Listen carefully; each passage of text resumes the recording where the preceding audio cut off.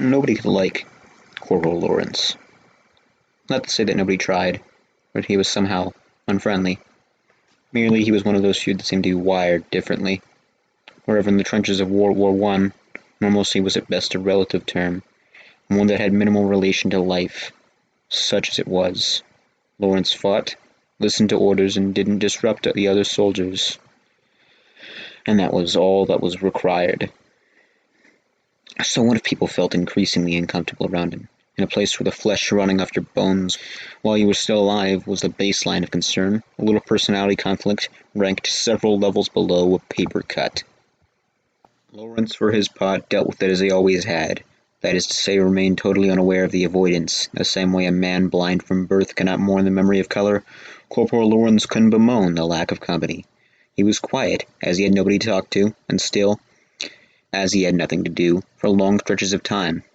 The enemy trench less than a mile away had gone silent for several days, letting boredom and nervousness sink in even more than normal, coupled with the unease that seemed to radiate off Lawrence like heat waves. The worst part was that there was no distinct reason to dislike the corporal.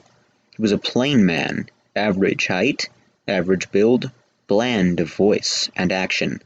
Nobody could ever recall him raising his voice in joy or anger.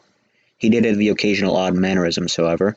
He tended to stare a beat or two longer than was acceptable at people. He rarely slept as well, as bunkmates said he would mumble in his sleep almost constantly. The content of those nocturnal ramblings, when they could be understood, were often odd and potentially unsettling. One private moved to another barracks when he heard the name of his daughter pass Corporal Lawrence's lips, followed by a bubbling, muffled giggle. It was strongly theorized that he was sent over the trench by his commanders, more out of a desire to have him away than for his minimal combat skill. He and 14 of his fellows were sent across the nightmarishly scared waste of the no-man's land between the trenches, to reconnoiter the enemy trench and secure it if possible. Many seemed to hope that Lawrence would have that opportunity to prove his devotion to his country by making the ultimate sacrifice for it. It was a while he was gone, that 3-day gap as the men held their breath, waiting for the surprise volley of shells, that someone started asking questions. Whereas before it was almost taboo to speak of Corporal Lawrence, since the departure of both him and his aura, rumors seemed to descend with the passion of the denied. Nobody remembered him ever talking of home. No sweet-smelling letters came, no soggy, dirt-streaked letters left. He mentioned his dreams often, and griped sometimes with the men over missed foods or pleasures, but never any real passion. Questions started to float among even the higher levels of the command. Nobody was able to actually find his station orders. He'd come in with a squad of reinforcements transferred from France, but there was no paperwork.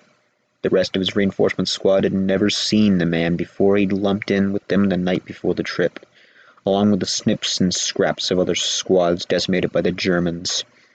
Whispers filtered among the grunts of the corporal being a curse. Nearly every man who'd shared a bunkhouse with him had gotten trench-foot, and the rooms he haunted always seemed to smell more musty and sickly sweet, even for a trench. The men sent over the no-man's land with Corporal Lawrence heard and cared for none of this. Just another man among many, all with death certificates waiting the stamp that could fall at any moment. They moved fast and low, from crater to crater, slipping over slick mud and barbed wire, the only thing that seemed to grow in that blasted waste. Charging the last spurt and into the trench, they were greeted with not the harsh bark of German orders and rifles, but a dense, close silence. Preparing for ambush, the men started to filter out the tunnels and halls of the trench. The men, already nervous, were not calmed by their investigation. The trenches stank of mold, sweat, and a thin undertaste of rotten fruit. A vile, cloying slime seemed to have pooled in every divot and crack, sticky as glue and itchy as the flesh. In a world where rats and insects will snatch the food from your mouth even as you ate, they saw nothing alive, not so much as a fly. An armory lay in chaos, munitions spilled on the ground, rifles tossed like pickup sticks. A mess hall that had been reduced to ruins, the tables and chairs piled in the center of the room, charred and twisted, the rations seemingly stamped into the dirt by many feet. And still, Nothing, alive or dead, was found by the increasingly anxious soldiers. Private Dixon found the first body and managed to cry out before vomiting.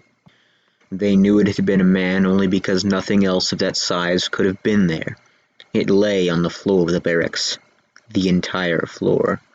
The flesh of it had been smeared somehow, spread like butter over the rough dirt floors, bones already pitted and rotten stuck at random angles like dead trees in a still swamp. The skull rested on one of the highest bunks facing the doorway, 10 gleaming white fingertip bones crammed into the cracked eye sockets. As one man went to examine, he found the back of the skull had been crushed open, the rotting, sagging sponge of the tongue stuffed into the otherwise dry cavity. More remains were found, each seemingly more unsettling and strange than the last. A ring of hands and a sandbagged watchpost, 10 of them, fingers interlaced like a basket, the wrists ragged and broken, the 2 men in a tunnel, skin leathery and thin as mummies.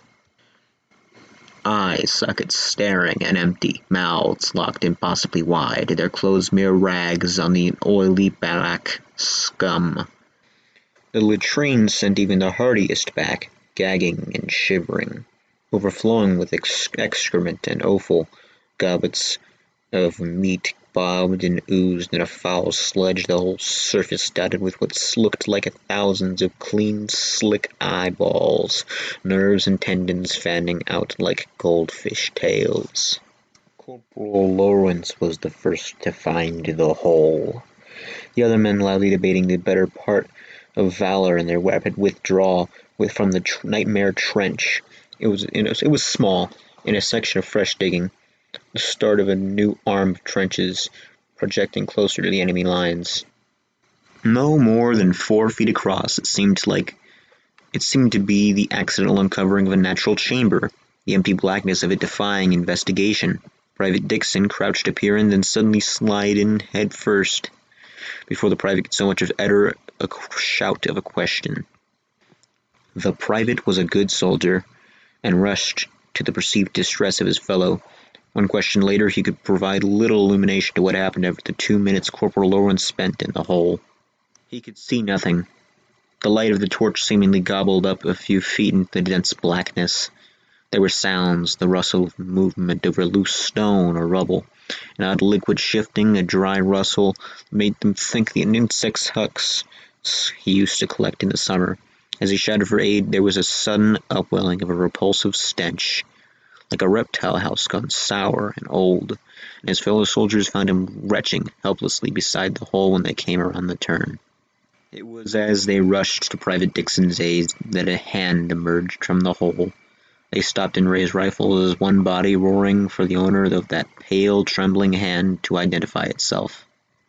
As they watched, another hand joined the first, followed by a pale, shivering head of Corporal Lawrence. He was streaked and smeared with the tarry black ooze, hacking and coughing thinly as they hauled his body up beside that of the gasping private. As they moved to help the men, the corporal vomited up a heavy stream of the same repulsive slime that coated his body in smears and globs, his curled, shuddering body voiding more of it into his saturated, fouled pants.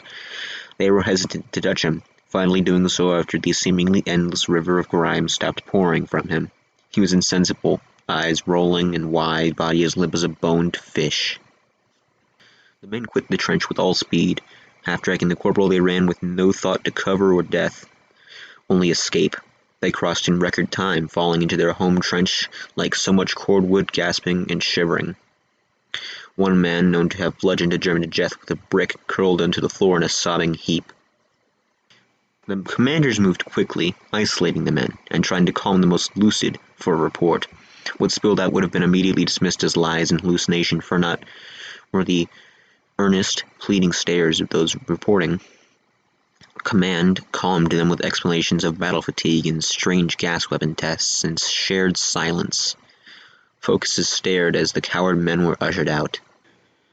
Corporal Lawrence had little to report.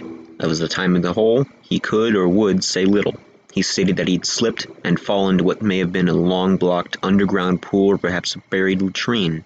Of the sounds and smells reported by the private, he had nothing to say, only that he had struggled for a short time, then managed to get back out, just as the men had arrived. Truly, he seemed none the worse for wear. In fact, he seemed in better spirits than he had remembered ever seeing him, favoring the commanders with the wide, giddy smile that he dismissed with a warning not to discuss the events. The corporal proved a changed man over the next few days. He was more talkative, but quickly had men wishing for his old unsettling silence. He rambled about the joys of closed spaces, of creation and destruction that seemed to spring up all around them, about human pleasures missed, the dimension and ages of which made some men threaten Corporal Lawrence with a quite ignoble death, which only seemed to stretch his near constant smile on his face even wider. Private Dixon, one of the corporal's bunkmates, whispered to a friend that he'd once woken to find the corporal standing over him in the night, his eyes bright and flat as silver dollars. They found the private the next day snarled in barbed wire, his intestines spread nearly 10 feet around him in every direction. Not one man from that trench survived the Great War. Although few died in battle, a wave of sickness took the French a few days after Private Dixon's death, a strange wasting sickness. It seemed to eat the flesh like acid. Men walking to find previously healthy flesh eaten down to the bone, oozing and blackened, a soldier found in a latrine, beset by a living carpet of rats. He refused to quit the body, even when shot, and attacked several men before the body was recovered. Relief finally came, the bulk of men being sent to various hospitals, many wasting away before they even reached a bed. Corporal Lawrence was remanded to a French mental ward, transferred after several complaints from the hospital proper, where he was first sent. It seemed his behavior hinted at a growing mental imbalance, culminating with an attempted sexual assault of a nurse, which ended with the loss of 3 fingers from her right hand, then the vision in her right eye. The corporal would rant quietly to the other patients' whispers, but endless halls pursued in the darkness, flesh laid out like pages in a book. It was dismissed as so much as war fatigue, even as his behavior grew less violent and more unsettling. He vanished several times from the ward, only to reappear several hours later as if nothing had happened. When pressed, he would begin to sing My Bonnie Lies Over the Sea in endless monotone until the doctors left exasperated. Others on the ward clamored to be transferred from the whispering madman. A stale, musty foulness seemed to sit in the air wherever he stayed, and incidents of infection and the strange, consuming sickness that had beset his home trench seemed to follow him like a cloud. Numerous attempts were made to transfer the man, only met with bureaucratic confusion. No records were found of the man, no entry papers, recommendations, or incidents, not even a birth certificate. Through it all, he sat for hours on end, cross-legged on his bed, occasionally humming tunelessly or rambling on the names of wardmates between short bubbling giggles. Corporal Lawrence and 18 men vanished one November night between a 5-minute nurse rotation at 3 in the morning. The room reeked of rust, oil, mold, and sweet rot. Thick black swaths of crumbling ooze coating the beds and several of the walls, wide patches of it smearing and eating into the floor. Of the men there was no sign at first. As they searched, one nurse shifted the bed aside, only to shriek and nearly trip across one of the sunken, reeking depressions in the floor, in a tight, perfect spiral were what appeared to be hundreds of teeth, resting neatly on the floor. After counting, they accounted for a total of all teeth of every living soul in that ward, but one. The corporal was never found, nor were the men. The incident was swallowed by the constant barrage of horrors from the front, and forgotten with ease. Stories of the cursed trench wandered across the front lines, often squelched for being bad luck. Still, they came. Stories of strange deaths, of disappearing men found days later alive, but broken and twisted beyond comprehension. Stories of the strange dark figures stalking the bomb-riddled towns of Europe. This may be the only known image of Corporal Lawrence ever recorded, taking days after his return from the hole in the German trench.